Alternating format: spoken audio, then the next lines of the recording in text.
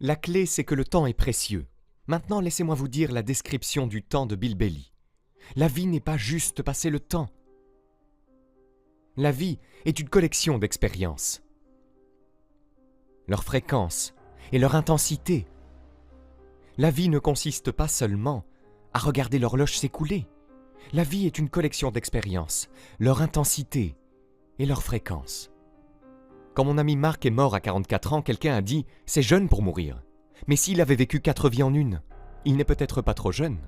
Quelle que soit la durée de votre vie, voici de quoi vous devez la remplir, d'expériences et de l'intensité de ces expériences. Mais maintenant, parlons de la gestion du temps.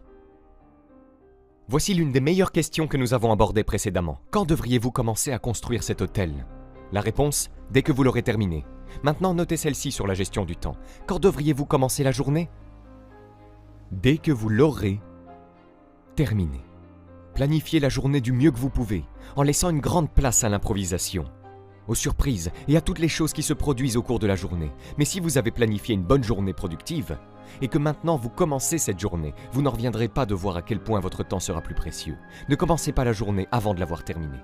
Et voici la règle suivante, ne commencez pas la semaine avant de l'avoir terminée. Organiser une semaine, c'est déjà un beau défi. Ensuite, ne commencez pas le mois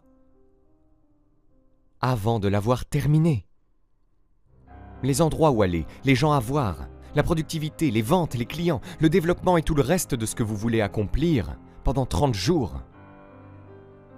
Ne commencez pas le mois tant qu'il n'est pas terminé.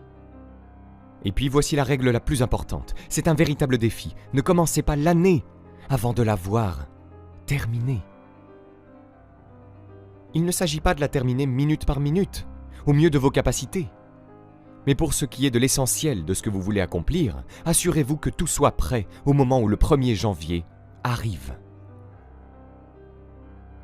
Et il se peut que tout soit bouleversé, déchiré, et que vous fassiez un nouveau plan, et que vous fassiez tellement de progrès les 90 premiers jours que maintenant vous avez tout multiplié par 2 ou par 3.